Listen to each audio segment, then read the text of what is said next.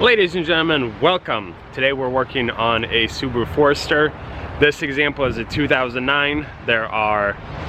And the problem I am having with this vehicle is when you have the heater or AC working, sometimes the vents make like a squeaking sound, and that's usually caused by a bad blower motor. Here is the brand new part. This is what it looks like. And usually when the bearing inside starts to go out or something, it'll make an odd noise. So in order to get to the blower motor, we need to remove this, and it's held by 3 push pins that look like this. I used a flathead screwdriver. They are located right here. There's 1, there's 2, and there's the 3rd one. And then that whole assembly essentially drops and you just wiggle it out.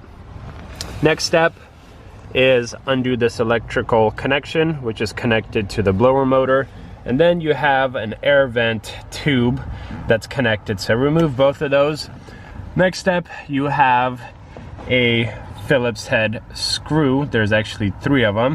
So one right here, second one, and then third one is right here. This is what I used. A screwdriver is not ideal because it's kind of hard to get there. But I'm working on my last one, and then this whole blower motor should drop.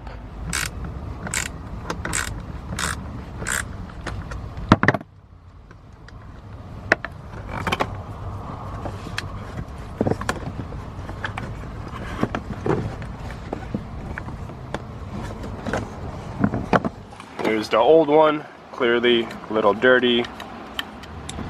But with this one out, let's put the new one in.